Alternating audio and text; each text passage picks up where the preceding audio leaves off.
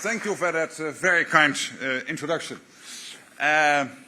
President Dan, dear Nico Shor, ministers, excellencies, ambassadors present here, Admiral Van Jay, dear Pierre, ladies and gentlemen, good morning to you all.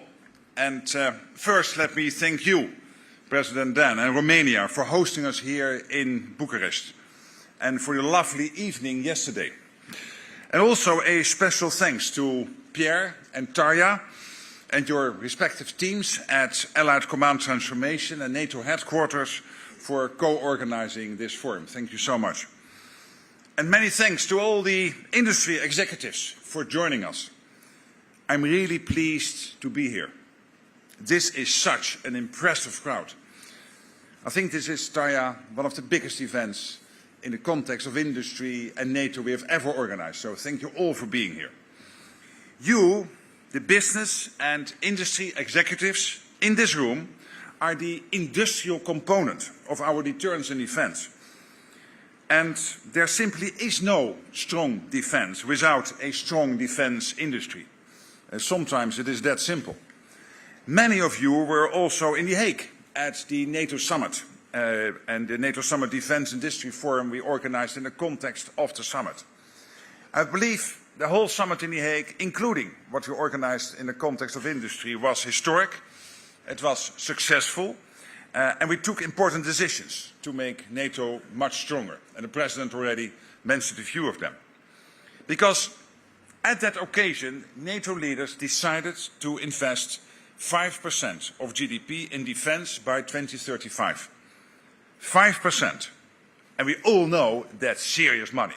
That's serious spending. But it is what we need to stay safe.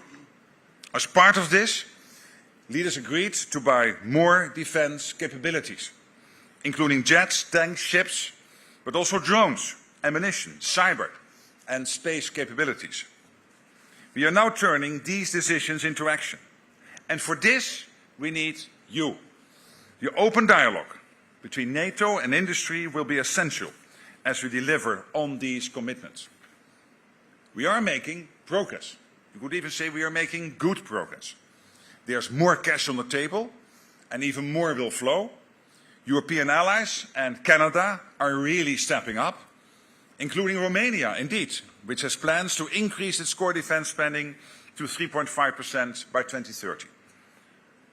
But of course, cash alone can't provide security. We need the capabilities, we need the equipment, real firepower, and of course, the most advanced tech. Because the threats we face are real and lasting. Russia's unprovoked war against Ukraine is the most obvious example of the threat. But the danger posed by Russia will not end when this war does. For the foreseeable future, Russia will remain a destabilising force in Europe and the world. And Russia is not alone in its efforts to undermine the global rules. As you know, it is working with China, with North Korea, with Iran and others. They are increasing their defense industrial collaboration to unprecedented levels. They are preparing for long-term confrontation. We cannot be naive. We must be prepared. President Roosevelt famously said that powerful enemies must be outfought and outproduced. And that was in 1942. And the same can be said today. We call it peace through strength. And NATO will do its part, and we need industry to do yours. I'm confident that together we have what it takes to outgun, outproduce and outsmart those that seek to harm or diminish us. To do this well, we should focus on three key drivers: quantity, creativity and cooperation. First, on quantity, we already have state-of-the-art systems, the best of the best. These give us an edge, and we will keep it sharp. But we need more, and we need it fast, and that means increasing production and shortening delivery times. We are already turning the tide on ammunition. Until recently, Russia was producing more ammunition than all NATO allies put together. But not anymore. Across the alliance, we are now opening dozens of new production lines and expanding existing ones. We are making more than we have done in decades. We need to build on this progress in other areas, from high-end air defense and low-cost drone interceptors. Here, quantity is key. And this brings me to the second driver, creativity. This is about the power of innovation. To stay safe in the future, we need to outsmart our adversaries, drawing on all our strength. There are creative minds in this room, I know, from large and established corporations to small startups. We need what you have to offer. And we live in free societies where your creativity can thrive. So bring your ideas, put your ingenuity to the test, and use NATO as your test bed. We have the Defence Innovation Accelerator for the North Atlantic, or Diana, with a network of test centers and accelerator sites across NATO countries. We also have the NATO Innovation Fund, the world's first multi-sovereign venture capital fund. Through this fund, we invest in deep tech, dual-use technology startups that can support our defense, our resilience, and our security. So we can help develop the next generation of innovators. The third driver I want to talk about is cooperation. This is NATO's bread and butter. It's also the reason for this NATO-Industry Forum. Bringing together the ideas, the assets, the industry of 32 countries across Europe and North America is powerful. And there's even more we can do when we work with our partners, including the European Union, Ukraine, and countries in the Indo-Pacific region like Australia, Japan, New Zealand, and the Republic of Korea. We have so much to learn from each other. And by combining our efforts, we can produce more and increase innovation. It benefits us all.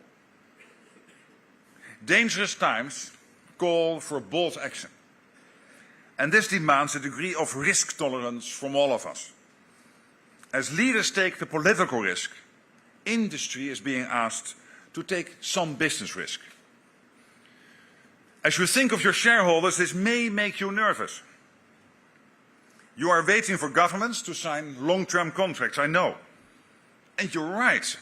Sometimes governments need to do that. But I can tell you that when it comes to investing more in our defense, the political will is there. You heard the President, you know the decisions we took in The Hague. The political will is there, the money is there, the demand is there, and our security depends on it.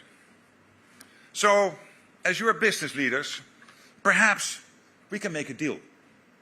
On my end, I will continue to do all I can to urge governments to walk the talk and sign the contracts.